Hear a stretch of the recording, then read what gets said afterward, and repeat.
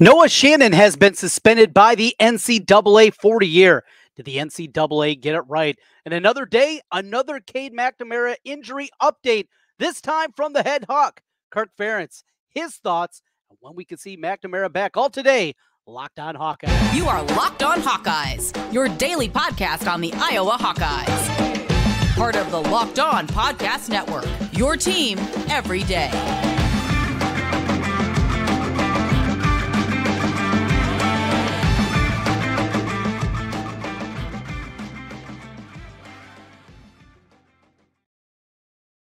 I'm Trent Condon, and this is the Locked On Hawkeyes podcast. Thanks for making Locked On Hawkeyes your first listen every day. We're available wherever you get podcasts. You can also find us on YouTube. While you're there, make sure you hit that subscribe button. It helps us get in front of more Hawkeye fans. As we talked about in yesterday's program, it feels like we are nearing a conclusion with the NCAA and what they are going to lay out as it pertains to the sports gambling investigation for the University of Iowa and these student athletes. 11 student athletes that are still on campus are looking at some kind of suspension, maybe completely out of the college game. And we heard today from Kirk Ferentz, and really, I think, solidified a lot of our thoughts. We also got the news item, and the headline of this one is Noah Shannon has been suspended for the year. That is the top line item as it comes to this. Noah Shannon, a guy that made the decision to come back for his sixth season.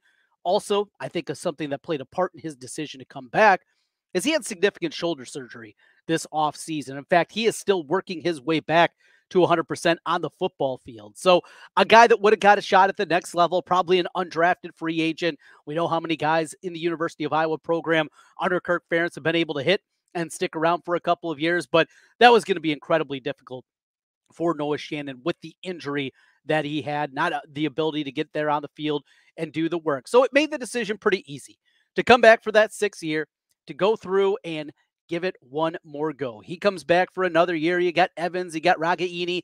Those three guys come back for a sixth season, and it kind of was part of the blueprint here of setting up what is one of the more anticipated Iowa football seasons in a really long time. And then this. So a couple other nuggets from this. The NCAA has come back to the University of Iowa with their decision, what these suspensions are going to be. And Kirk Ferentz had this to say about the situation. First, he mentioned that there's three levels that we're talking about here. You have the guys that have serious consequences. Their collegiate eligibility is over. That's Aaron Blom, a guy that bet on Iowa, even in a game that he didn't play. It's over. You're not coming back from that. And I have absolutely no problem with that. You bet on your own team, even if you're betting on them to win, that is the ultimate no-no. That is passing, yes, things you're not supposed to do, things maybe you can think you can get away with, and that's taking it to another level. And that's certainly the case here with Aaron Blom. He then mentioned that there's a couple of guys looking at suspensions. We have speculated about some of the names and the rumblings that are out there. Told you defensive back would be a place maybe to look. At least that's the rumors that are out there at this point in time. Also heard that maybe the tight end position could be a possibility of the couple guys that are looking at suspensions. That was new to me today. We will see on that front again. That is just part of the rumor mill. And then finally, he talked about Noah Shannon and the year-long suspension. That is something that they are going to appeal. Look, the thresholds are pretty simple, and we've talked about these. You go over $800, it is a 30% loss of your season and can go even up to 50% of your season. We're talking 4 or 6 games for those guys. If you're under the $800 threshold, maybe talking about a couple of games, that's kind of what we're looking at with what sounds like 2 other players that we still have not heard named that are part of the football program. For Noah Shannon, though, to go through, come back, and then have this be his swan song, to be the lasting memory for a lot of people in Noah Shannon, a guy that put a lot into this football program, a guy that started 27 consecutive games, a guy that was a run stuffer, and a guy that had 8.5 tackles for a loss last year. This is an impactful guy. Yes, it's very easy to say Iowa's deep at defensive tackle, and they are. And I guess that is the positive side of this, is Iowa's incredibly deep up front, and that will help out in trying to replace Noah Shannon.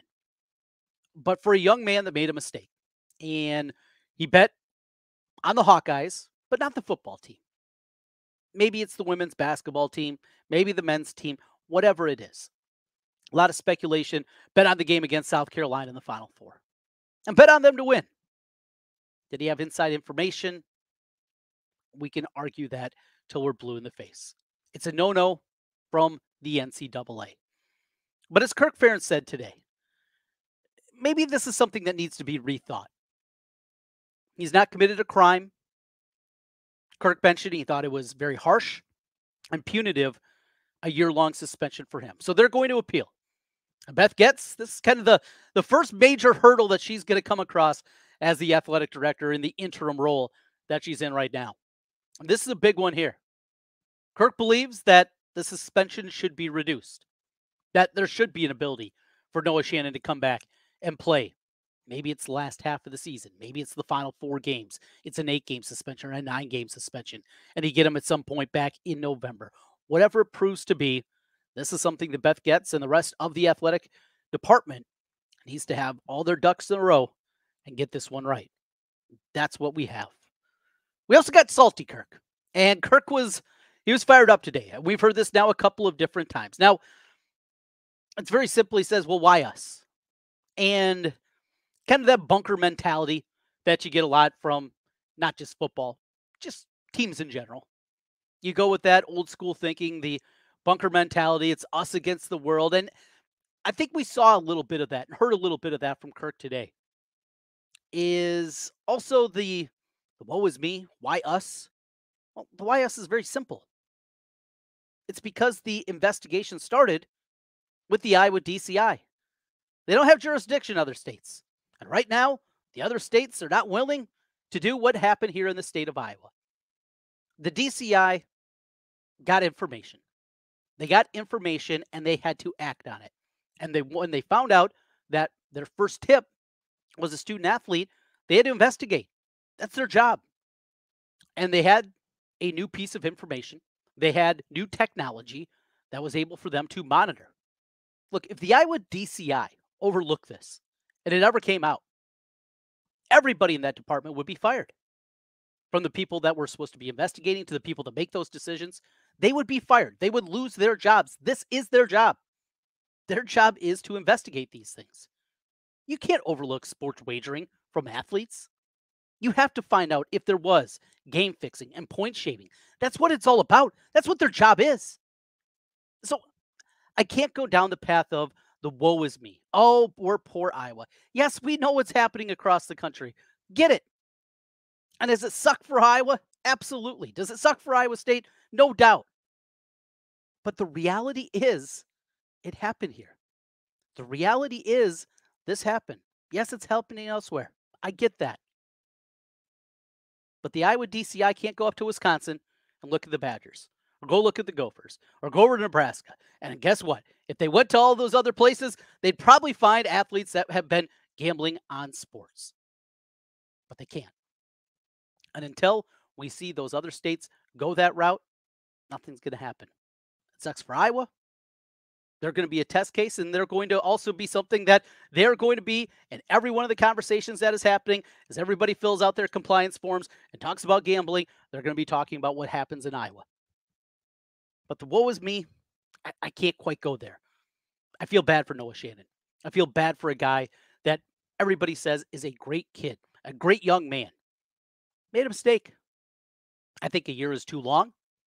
I think that the NCAA has not gone far enough in the way that they are administering these penalties. I think some common sense needs to be made. It's not about Noah Shannon. It's not about the woe is me. That's the part that I just can't get to that point. We got to see Salty Kirk here today. We also got to hear about Cade McNamara, an injury update from him. We will get into that. The latest, Kirk Ferentz, hopeful that he's going to be back soon. We will continue to tackle one of the biggest questions leading into this season, the quad injury for Cade McNamara and the impact coming up. Will he be back for Utah State? Is he going to be back on the practice field? We'll do that as we continue. This is the Locked On Hawkeyes podcast. For a championship team, it's all about making sure every player is a perfect fit. It's the same when it comes to your vehicle. Every part needs to fit just right. So the next time you need parts and accessories, head to eBay Motors. With eBay Guaranteed Fit, you can be sure every part you need fits right the first time around. Just add your ride to My Garage and look for the green check to know that the part will fit or your money back.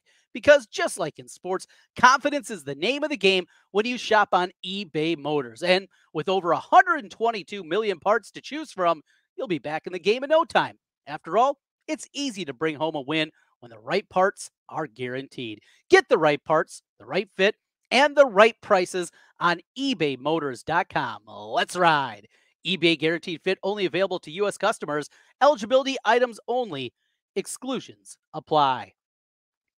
Trent Condon back with you again here on the Locked On Hawkeyes podcast. As always, thanks for making Locked On Hawkeyes your first listen every day. As we continue the conversation, we get back into the injury front. We've been on this one since last week, the quad injury to Cade McNamara.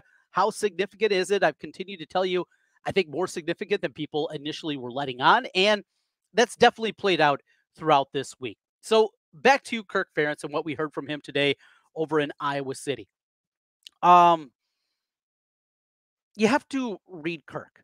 And it's funny because listening to the beat guys, the guys that are there with him every single time. Now, I listen or read to every one of his press conferences, but because of my job, I'm not there every single week. In fact, I rarely make it to a game in that kind of fashion. I go as a fan. But I also do things in a different way. That aside, when it comes to Kirk, you have to read him a little bit more. So the first time that Cade McNamara's name came up, he was very dodgy. He was dodgy about it. And as he was talking about what was happening with him, what was happening with the injury, and really didn't answer it right away. That was a big takeaway for me right away with McNamara is he wasn't willing to go there. Didn't want to talk about it. Didn't want to definitely look at this squad, what they were, and what Cade McNamara's injury is. He said hopeful. That hopeful word is important. Hopeful to have him back by the end of the week or early next week. Hopeful. Again, you can read this a lot of different ways. And this is like trying to speak a different language, the Kirk Ferentz language. The way that I heard it, he's still questionable. Hopeful that he'll be back. He also said optimistic, but he's normally a pretty optimistic guy. And I think optimistic is a term that he uses quite often. And we've heard him say that he's been optimistic before as it pertains to injuries, and the guy doesn't eventually play. As I told you last week, I believe Cade McNamara is going to try to go. Even if he's at 60, 70%, if he can go out there, he can throw. There's not going to be any more damage done to the quad, not going to be a chance of re-aggravation. If that's the case, he can get some practice time out there. He wants to be on the field for the first game just to get reps. You got a road game to Iowa State. And though Iowa State certainly looks like they're going to have issues this year, that defense is still really good. You want to go through these reps. Cade McNamara was not able to go through spring practice. Cade McNamara now has been limited and is going to miss at least a week and a half, maybe a couple of weeks of camp here in August. Even if he comes back next week and he's good to go on Tuesday and he's as close to full bore as he can be with that quad injury, optimistic. Get it. That's Kirk. Also, a little bit cagey as it came to that. There's another piece to this story. And this comes today from KCCI. That is the CBS affiliate here in Des Moines, if you're from outside the area. And one of their sports reporters, Shannon, she had to sit down with Cade McNamara and ask the question about his rehab. Cade McNamara, smooth dude, right? Good in front of a microphone, great leader. We hear about the leadership qualities, the guy that just has everybody that surrounds him. Cade McNamara was about as nervous answering that question as I've ever seen him before. He was out of sorts. He was fumbling over his words. Just search KCCI, Shannon Earhart. It'll come up. I retweeted it. And listen to his response. He said, quote, "I'm progressing, and that's all I want to say about that." While also kind of fumbling over his words. That's not something we've heard from Cade McNamara before. That's not the guy that we've seen. Again, it's more than tweak. Is everybody now fine saying that? It was more than the tweak that some people wanted us to believe after the injury at Kids Day. There's more to it. This is more significant than some people were letting on early on. Could he play against Utah State? Absolutely. We'll see how rehab goes. We'll see how the end of the week goes. And he's going to try to play. But that's where we are. I thought that was a big, big piece, though, of Cade McNamara and the way that he answered that question. A little bit fumbly there. A little bit fumbly. Need to be concerned. Now, a question that I pose to you, and hit me up on the comment section if you're watching on YouTube. Hit me up on Twitter at Trent Condon, is this. Game 1, Utah State. Look, Deacon Hill can take all the snaps, and they should be able to run the football. If the offensive line's even average, run the football enough and get out of there with like a 24-3 win, right? 24-10, something like that. You get the victory, you move on, you're 1-0. I don't think there's any doubt they'll be able to do that with Deacon Hill.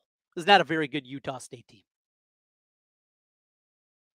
Is it more important for Cade McNamara to get some snaps? Is it more important for Cade McNamara to get those reps? Going into a road trip to Iowa State, working with the new receivers, working with the new offense, is it important, even if he's 60, 70%, for him to do that? Or if this is something that can linger, and if the doctors believe that another week of rest and rehab is going to be something that in the long run is going to be better for him, what's more important? I think you can argue both sides. I mean, this is one that I can't take a hard stand. He has to play. He's got to get those reps. Or the other side, he's got to rest. He's got to be full bore for Iowa State.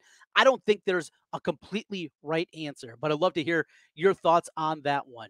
If the doctors say, hey, no chance of re-aggravation, it's not going to get worse if he goes out there, is that more important, him getting the reps, or trying to be at least as close to healthy for Iowa State if it plays out that way? That is kind of that dichotomy, that back and forth that we have at this point in time. It's nervous, and finally get a quarterback, and here we are, battling a weird quad injury. Kirk Ferentz had a whole lot more to say. The offensive line, do they have 5 yet? That doesn't sound that way. We got a new scholarship player and a whole lot more news and notes from Iowa football as we get ready for football season. Week 0 is upon us. Oh boy, it is a great, great time to be a college football fan, and we will get things kicked off on Saturday. Notre Dame Navy. How about San Diego State, Ohio? I'm looking forward to that one. Your ESPN game. How ridiculous is this? UMass making its way to New Mexico State. Oh, that's a barn burner on big ESPN, but it's football. It's going to be back. Real football will be played before the Hawkeyes. The week after that, we'll get going against Utah State. We'll get into those news and notes, some thoughts on the offensive line, new scholarship player, few others, including the youngsters in the defensive backfield as we continue on the Locked On Hawkeyes podcast.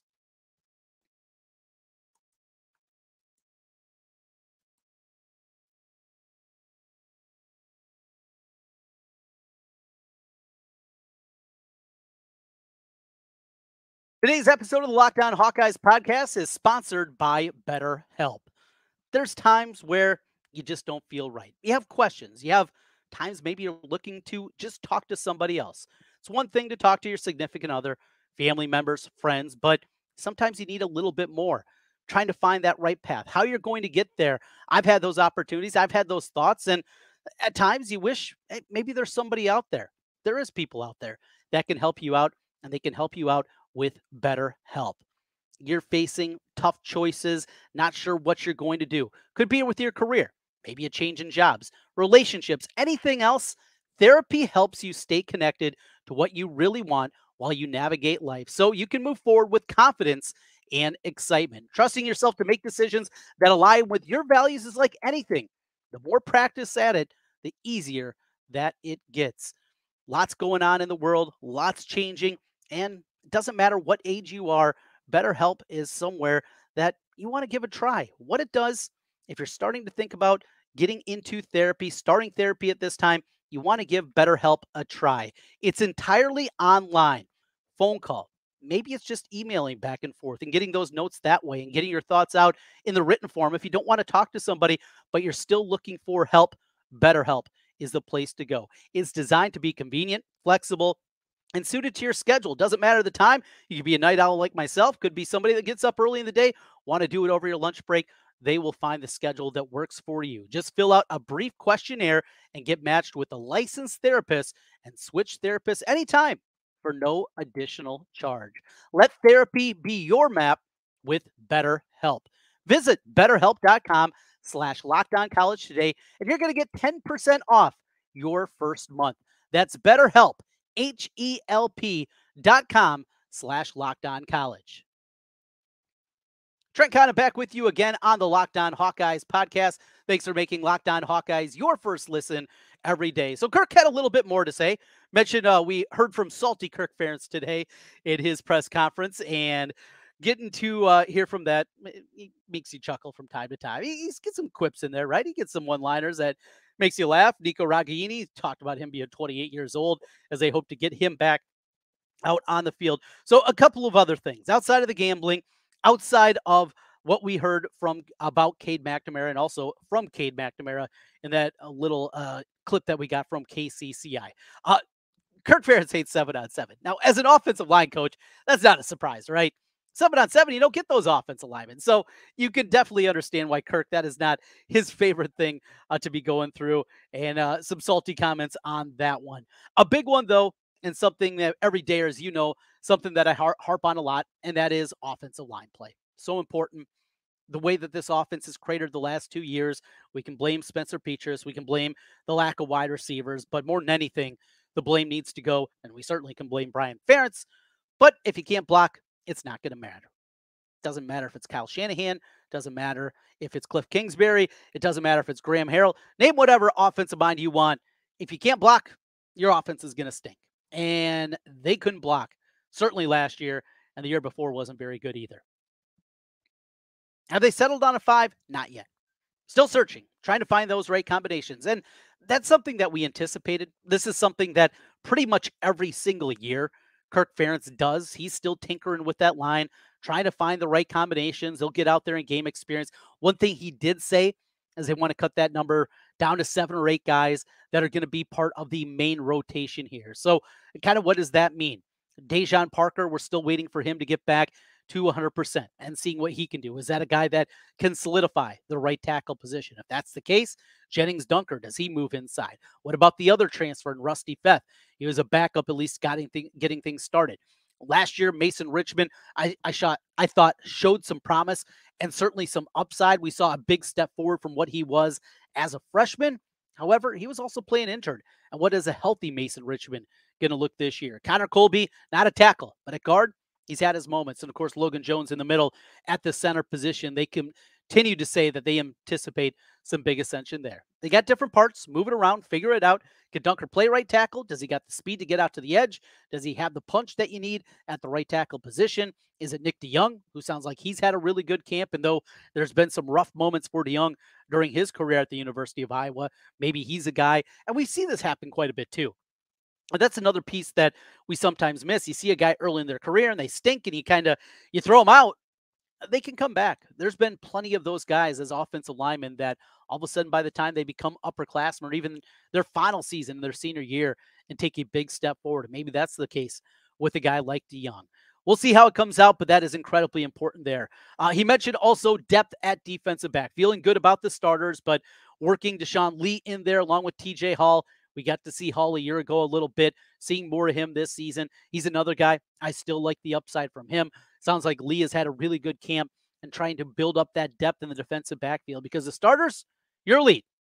I mean, when you throw Sebastian Castro at the cash position, starting safeties with Quinn Schulte, alongside of obviously Xavier Wampa, the 2 cornerbacks in Cooper DeJean and Jamari Harris here, feeling great. And then there's a lot of question marks. And maybe it's a young guy like a Cohen Entriger. Mentioned the 2 cornerbacks there. Finding those guys, finding the right spot for them, and finding and giving them the ability to get some reps. This is going to be an important non-conference portion of the season too. Health, always something there. There's a suspension. That's going to be another one that they're going to have to overcome. And be it 2, 4, 6 games, whatever it is, it's something that definitely is going to be impactful to this football season there. Let's see. What else in the news and notes that we were going through here? The final one. Congratulations to Luke Elgin. He's a long snapper. Now, you hope you don't have to know the long snapper's name, unless you're a guy like Tyler Kluver, right? Young guy from the state of Iowa when he was doing his thing a few years back and now part of the Wash Down Walk-Ons podcast and doing a great job over there. Now, you don't want to know their name. Just go in there, snap the ball, go down and cover a punt, and that's it. Well, Kirk not only said that he's on scholarship now, as AJ Lawson is going to be off football scholarship and just looking to complete his degree in the next year. So there's one open. They give it to the long snapper. He talked about his ability to cover punts, talked about his athleticism a little bit. And then with a little smirk, he said, might throw it to him. You never know. All right. I see you, Kirk. I see you, coach. We haven't seen LeVar Woods trot out some of those gadget plays, the special teams, things that really made him a national name. What they did against Ohio State, had that play against Minnesota on the 2-point conversion. They've done a lot of different things, and that hasn't been there the last couple of seasons. Now with a couple of veterans at kicker and punter. Remember, Stevens was the kicker a year ago, but as a true freshman, you're feeling good. You're feeling experienced there. Maybe we will see a wrinkle or two, trying to pick up that extra first down, trying to put away a game, trying to get an extra score on the board instead of a field goal, or going with the fake punt. Whatever it is, we'll see. But it's something to just put in the back of your mind. Luke Elgin, a little better athlete than what you normally think about, maybe from the long snapper position. Thanks for making Locked On Hawkeyes your first listen every day. We're with you every single day as we get ready for kickoff here of the Iowa football season. More information coming your way as we continue. We will hope to track down LaShawn Daniels here later in the week, talk some football with him, and we will do that here on the Locked On Hawkeyes podcast. Your team every day. That's what we do on the Locked On Network. We will talk to you again tomorrow. Go Hawks.